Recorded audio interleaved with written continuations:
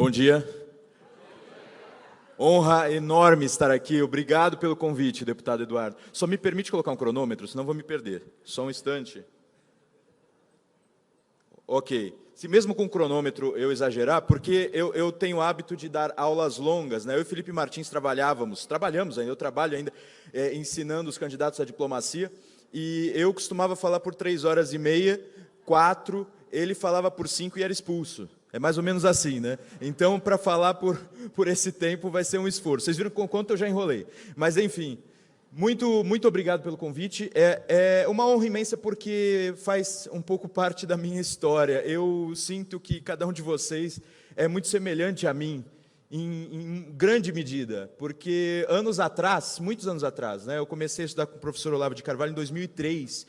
Em 2003, eu era líder estudantil, eu fui do DCE, não sei se eu vou ser expulso agora, mas eu fui do DCE. Bom, já viram, eu estou desarmado. E em 2003 eu percebi o seguinte, lá na liderança estudantil, como representante de classe, eu participava das reuniões em grandes locais, com todos os representantes da universidade, e aí eu levantava a mão e eu os criticava, mas eu os criticava acho que com palavras difíceis, e eles me aplaudiam. Aí me chamaram para ser parte do DCE, eles não entenderam. Aí eu virei diretor sociocultural do Diretório Central dos Estudantes e propus um projeto de estudo dos clássicos da política, que inclusive é a base até hoje dos cursos para o movimento conservador, né, que está aqui presente. Mas lá eles não aceitaram, né? Chegaram para mim e disseram o seguinte: muito legal a tua ideia, vamos fazer um grupo de estudos marxistas. E eu disse, não é bem o que eu estou dizendo, estou propondo um grupo de estudos de textos clássicos justamente para todos os alunos de todos os cursos da universidade, para que todos eles tenham aproveitamento. E aí eles ficaram insistindo, não, é melhor marxista. E eu, na época, estava um pouco perdido a respeito dessas coisas. Eu encontrei o professor Olavo de Carvalho em Santos, ele deu uma palestra lá, e naquela palestra ele explicou tudo o que estava acontecendo. Lá no Diretório Central dos Estudantes, aquelas pessoas estavam discutindo na minha frente como fazer os estudantes pensarem em tais coisas, irem a tais eventos e votarem em tais candidatos. Mas era como fazer, não era nem como convencer, encorajar. Essa era a discussão. Era como transformar todo mundo em fantoche. Tá? Então, isso chamou muito a minha atenção. E eu passei, então, depois de formado em filosofia, fui fazer direito, e quando eu fiz direito, eu abri o meu curso, o meu grupo de estudos, eu chamei Grupo de Estudos Justos Filosóficos, e abri o meu curso de leitura de clássicos. Na verdade, era um grupo de amigos, e a parte da aula eu ensinava sobre os livros, como ler, foi quase um ano assim. E nós, só por estudarmos, construímos juntos, porque ali eu não tinha como eu dizer sou conservador ou qualquer coisa. Não sei se vocês lembram, 10, 15 anos atrás, se falasse isso, era um xingamento, você era capaz de ser trucidado, né? Enfim, eu fiz karatê, mas estou meio gordinho. Na verdade, não dá para ficar enfrentando aquela horda. Vocês já viram ontem nas universidades, o deputado passou aqui, uma horda enorme. Então, eu fiquei pensando o seguinte, culturalmente, a gente se fortalecendo culturalmente, a gente conseguiu resistir aos ataques constantes que eles faziam, justamente porque eles pareciam não... Eu sou meio alto, por isso que eu estou quase quebrando o negócio aqui. Mas, se eu ficar assim, acho que funciona. Do que eu estava falando? Da universidade. Então, estávamos... Lá na universidade, nós tínhamos essa dificuldade, mas culturalmente, crescendo culturalmente, a gente ganhou uma força, inclusive as outras pessoas nos olhavam com muito respeito, inclusive os esquerdistas nos olhavam com muito respeito. Passaram a me convidar para o partido tal, para o partido qual, para partido acadêmico, para partido fora, e eu negava tudo, eu falava, eu só quero estudar e me formar, e queriam que eu participasse de tudo aquilo. Mas essa é uma... Agora eu já começo a entrar no assunto do conservadorismo, né? Porque eu vou falar de conservadorismo e fazer uma breve narrativa da história do Brasil, para também tratar do conservadorismo na história. Eu percebi que os conservadores tendem a preferir a vida privada, a preferir os estudos, a preferir fazer aquelas coisas que dizem respeito às suas predileções, à sua vocação. Enfim, muitos aqui prefeririam estar com suas famílias, não é verdade? Eu vejo o Flávio Morgenstern toda hora, tem que largar minha filhinha para viajar, o meu amigo Herbert, que veio aí, que ele faz parte do instituto, do qual eu sou presidente também, todos assim preocupados e querendo estar junto da família, mas os conservadores agora, e eu vou contar isso na narrativa, têm a necessidade de ir à vida pública. Isso é uma obrigação.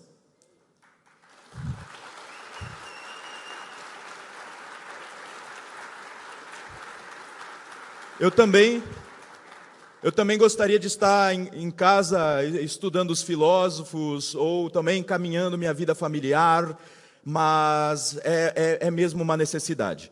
E muitos me perguntam, já que eu sou professor, vamos tentar explicar algumas dúvidas muito comuns a respeito do que é conservadorismo, e a gente está há muito tempo discutindo isso, né? A gente tem que começar a chegar a algumas conclusões. Eu não vou fazer uma exposição digamos assim, doutrinária, ou uma exposição muito longa, porque o ministro falou perfeitamente aqui, e eu achei muito inteligente a expressão que ele deu ao conservadorismo. Mas algumas dúvidas são muito comuns, né? E a primeira é aquela coisa de que as pessoas costumam memorizar uma só frase a respeito do conservadorismo, uma única ideia, e aí eles se fixam com aquela ideia e acham que já está tudo bem.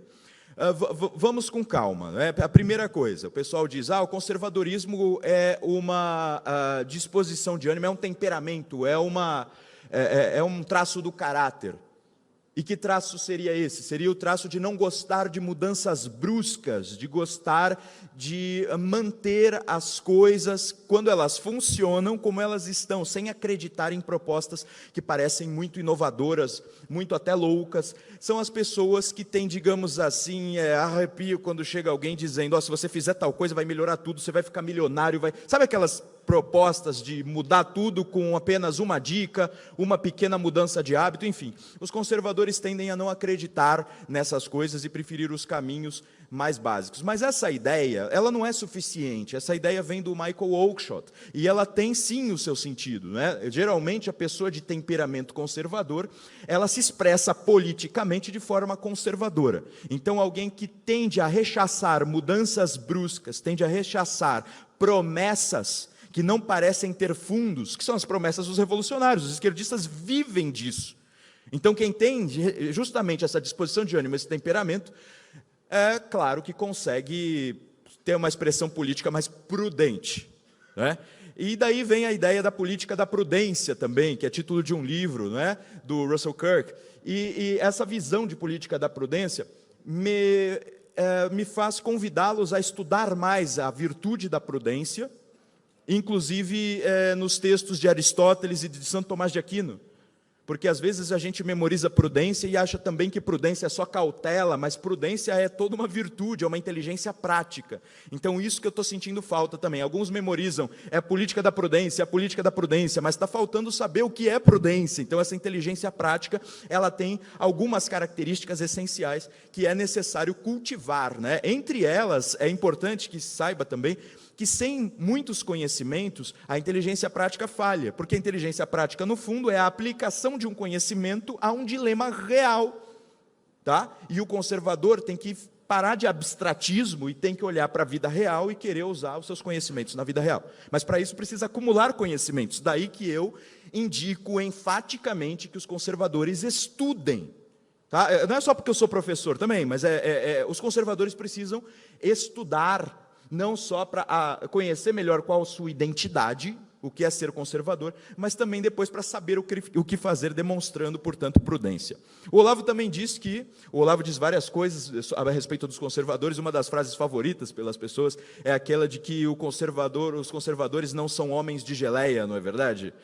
Ele não está falando nada contra gordo, nem coisas assim, ele está dizendo que os conservadores não cedem as pressõezinhas emocionais que são feitas por aí. Por exemplo, por que a gente, que digamos assim, já era conservador antes de existir esse conservadorismo brasileiro, que daqui a pouco eu encaixo na história, por que a gente resistiu tanto? Tem um cronômetro aqui, cara, e eu liguei o meu, enorme. Está aqui, tem um cronômetro enorme. Não, tá bom. que eu estava falando? Era do...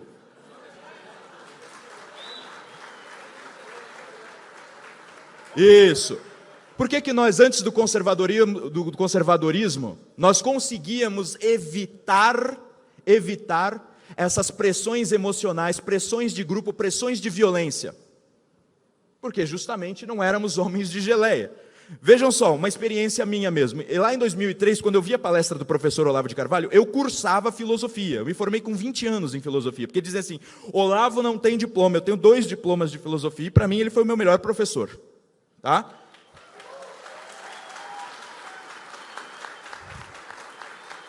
E continuo sendo aluno dele. Falta muito para eu absorver uma manancial inesgotável ali. Mas a respeito dos homens de geleia, o que aconteceu foi que, depois de assistir a palestra dele, eu fui comentar com os meus colegas de faculdade. E, claro, todo mundo esquerdista pra caramba. Eu era o único que dizia, olha, de política eu estou aprendendo, vamos estudar. Eu tinha essa prudência. A prudência também de perceber que eu não sabia o suficiente. Por isso que eu queria convidar todo mundo para estudar, mesmo sendo diretor sociocultural. E eu falei para eles, para os amigos do DCE, para os amigos da minha classe, para os amigos da outra classe, para os amigos do curso de Biologia, do curso de Letras, e todo mundo me dizia o seguinte, ele é nazista e racista. Todo mundo dizia isso. Você imagina, Eduardo, se eu tivesse naquela época pensado, Deus me livre, vou me afastar do nazista e do racista. Aí eu fui investigar.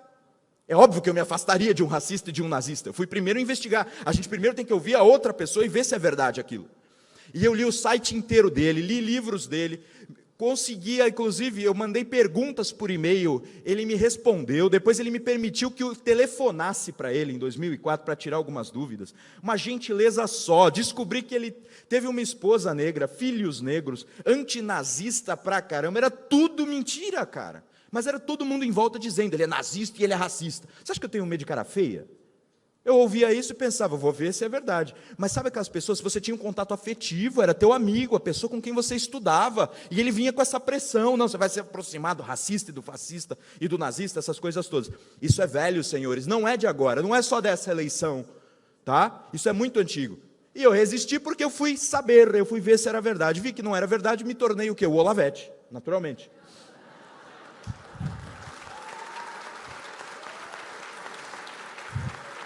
Eu sou da época, e esse é outro motivo pelo qual eu digo que nós temos, eu tenho muito em comum com o conservador popular, aquele que é também por disposição, mas tem a vida difícil, os esquerdistas acham, pobre de direita, não sei o que. Eu trabalhava das 7 da manhã, saía quase 5 e pouco da manhã, só terminava de trabalhar às 22, chegava, às vezes queria almoçar lá onde tinha almoço por R$5, e era Olavete. E no Orkut eu fazia parte da comunidade Olavetes de Chevette, que eram os pobres, que queriam compartilhar livro. Tá, então é uma fase muito interessante. E, enfim, eu acho que está na hora de eu mudar de assunto. Mas sobre conservadorismo tem muitas outras perguntas comuns, né?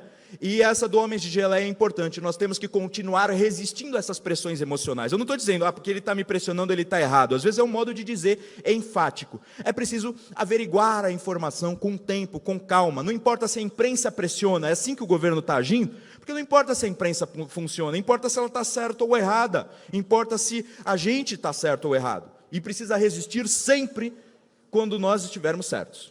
Não é? Resistir. E aí, senhores, na história do Brasil, nós temos já um conservadorismo. Essa é a ideia, né? Já existe um conservadorismo brasileiro. Mas qual que é o problema? O problema é de absorção desse conservadorismo brasileiro. Porque, em geral, a história do Brasil que se conhece, que se aprendeu na escola, é muito rudimentar.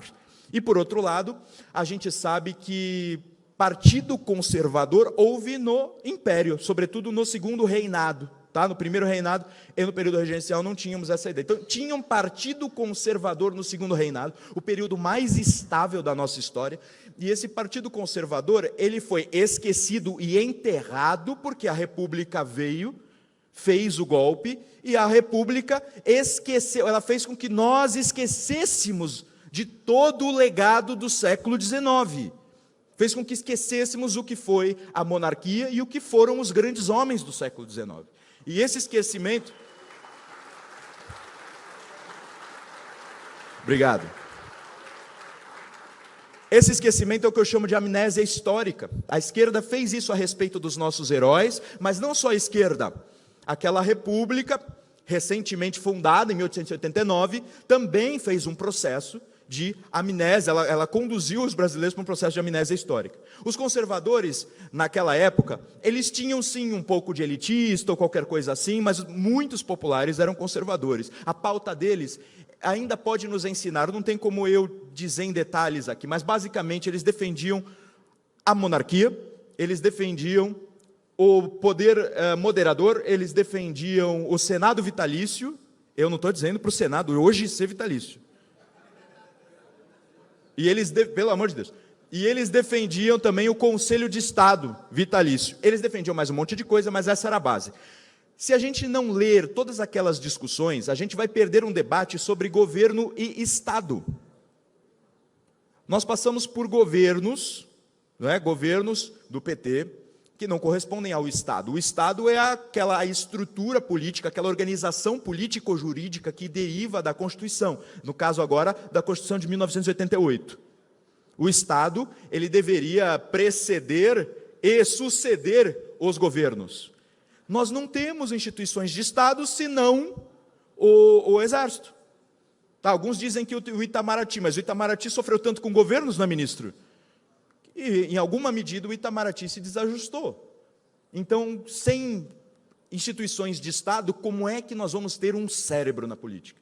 Não precisamos imitar tudo da nossa experiência passada, mas precisamos aprender com aquelas discussões. E falta isso para os brasileiros. Não adianta só lermos o Oakeshott, o Scruton, que eu gosto muito deles, eu leio muito.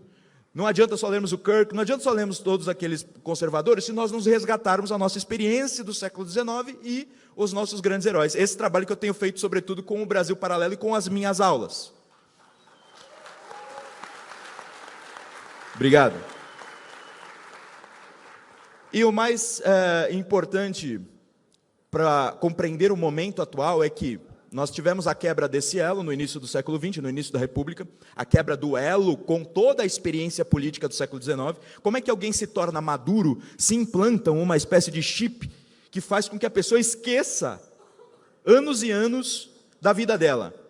O Brasil esqueceu da experiência política do século XIX, que foi uma experiência em grande medida exitosa. É óbvio que a escravidão era uma porcaria. O José Bonifácio, desde os primeiros dias, defendeu, quando ele inventou o Brasil, porque foi ele que o fez, ele defendeu que a escravidão deveria gradualmente ser extinta. E gradualmente ele falava em 5 anos, ele não falava em décadas. Tá? Infelizmente não foi possível.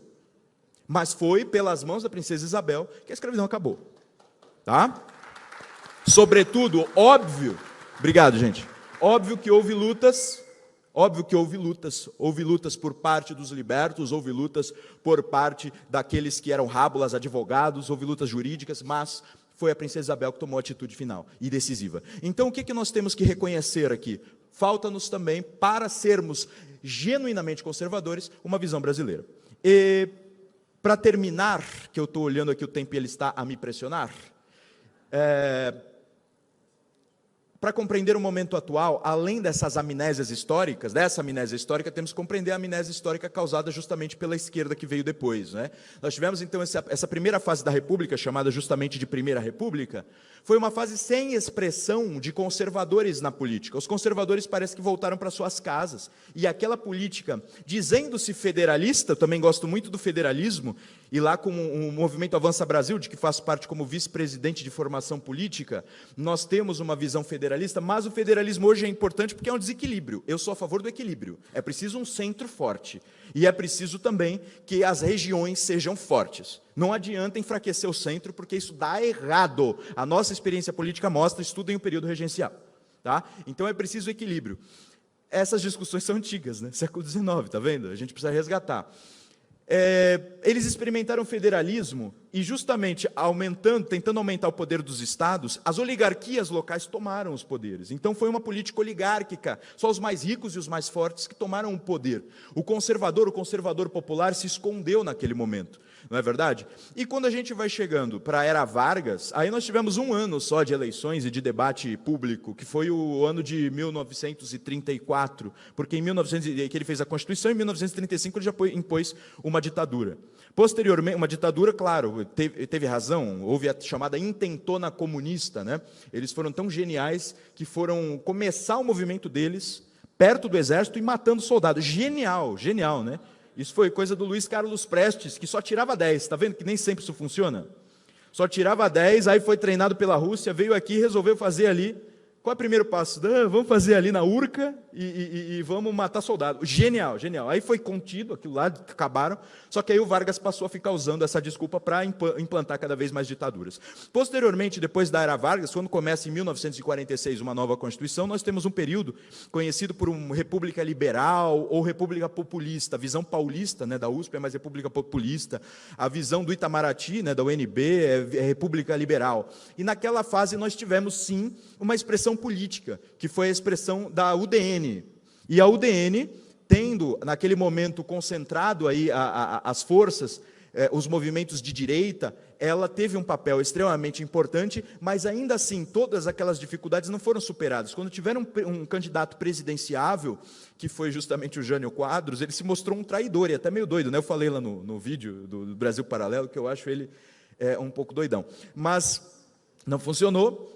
E o Lacerda, que estava crescendo passo a passo, tinha se tornado governador, provavelmente ia ser um candidato presidenciável, não conseguiu o tempo para ter espaço, e a Revolução Comunista, de fato, estava cada vez mais forte. O Brizola estava lá enlouquecido, tinha arma vindo de Cuba, não tinha o que fazer. Tava o João Goulart, quando assume, porque o Jânio Quadros renuncia, a coisa fica crítica. O povo vai às ruas. Era necessário uma medida de força contra força. Aí o pessoal diz, mas foi um golpe, porque o João Goulart ainda estava no Brasil, e a regra era que ele só poderia ser considerado vago o cargo de presidente da República se ele tivesse saído. Cara, ele foi para o Rio Grande do Sul se unir com o Brizola, com uma espécie de milícia armada com arma de Cuba, velho. Como é que tu vai dizer que isso aí era desnecessário? Era necessário fazer alguma coisa, é óbvio. E aí foi feito com a anuência do parlamento, da população, ninguém reclamou, foi feito, e é implantado o regime civil-militar. Eduardo, geralmente os jornalistas, quando me ligam, eu não sei se é por má fé, por ignorância, eles me ligam e falam, você é revisionista, ou aparece no jornal revisionista. Esses dias disse que não foi ele, que foi uma revisão. Mas geralmente aparece revisionista. E eu fico pensando, cara, esse negócio de que não foi uma ditadura militar, foi um regime civil-militar, eu li num dos livros mais recentes sobre o período, escrito pelo Daniel Arão, que era um stalinista. A revisão histórica da academia está mais parecida com o Brasil Paralelo do que com essa gritaria que os petistas acham, né, que as pessoas das escolas, às vezes desatualizadas, do que os professores de universidades, às vezes desatualizados, acham que a gente está falando. Eu não estou reinventando a história, eu estou dizendo o que os dados e as pesquisas mostram. Então é chamado de regime civil-militar porque houve apoio por parte de instituições civis ao regime, ora, tá certo?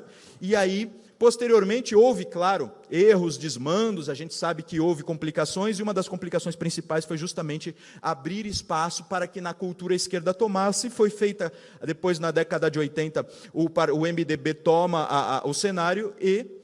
estou lendo Tempo Esgotado, eu vou terminar aqui, sem quebrar. O MDB toma o cenário político e nós temos aí a Constituição de 1988, que foi feita pelos chamados heróis da luta contra a ditadura, cara. Aí você percebe o seguinte, bom, eu acabei de dizer, eles de fato cometeram erros, alguns militares se sentindo ali muito a autoridade, foram autoritários, alguns erraram, mas muitos acertaram, e muitos que morreram naquela ocasião, que são computados como mortes, a gente devia computar assim, como mortes injustas, tem que dividir. E as mortes, já vai um jornalista escrevendo no jornal, né? Professor de extrema-direita defende que ditadura matou foi pouco. Não foi isso. Eu estou dizendo que se você está em confronto, o cara é guerrilheiro, está na guerrilha, está no Araguaia lá, confronto, o cara já matou soldado pra caramba, torturou soldado para descobrir as coisas. No confronto eles morreram, calma aí, cara. Está entendendo? A coisa tem a sua razão de ser. E aí o que acontece é que, porque ia morrer um ou outro, e se eles implantassem ainda o regime comunista, aí sim vocês iam ver o que era ditadura, cara. Não é verdade? E aí depois o que nós temos?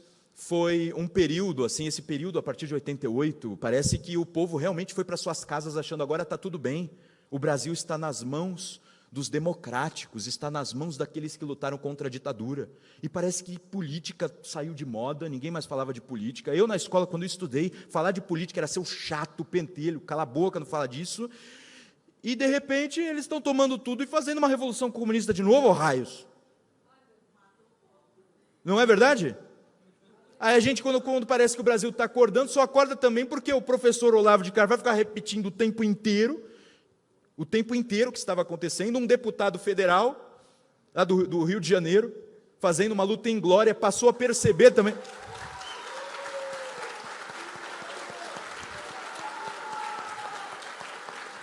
Passou a perceber que a sua formação de exército tinha também que se conjugar a visões liberais, conservadoras, e com coragem e se expondo na batalha, e sabemos o quanto, ele consegue aí encaminhar uma luta e fazer com que os conservadores saíssem de novo da toca. Lembra que eu falei, o conservador prefere, no fundo, a vida privada, não é verdade? Mas está na hora, e o presidente Jair Bolsonaro representa isso.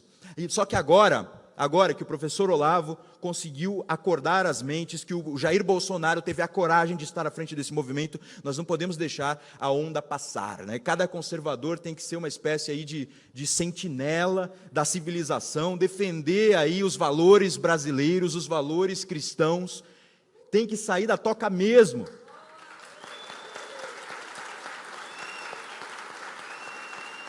Temos que nos manter constantemente alertas, porque já não se trata mais de defesa, se trata de corrigir um monte de coisa que já foi destruída, se trata do inimigo à espreita. Então, todos precisam se reunir. Eu já disse como, até se reunir para estudar já faz uma diferença enorme, porque você vai ficar muito mais forte emocionalmente e intelectualmente. É preciso se reunir, as redes sociais abriram a ágora desses tempos, né? Se José Bonifácio dizia, o Brasil será, se não for oprimido pelo despotismo, a Atenas da América.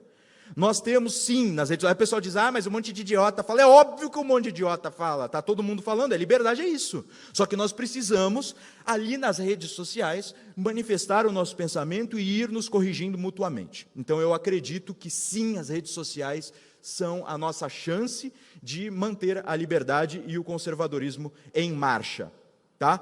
Então, mantenhamos-nos alerta, eu só espero que nós consigamos nos estruturar do ponto de vista, né, partidário, que consigamos nos estruturar educacionalmente por meio das universidades, ter as nossas visões presentes, que doutorados sobre anticomunismo sejam permitidos e coisas análogas.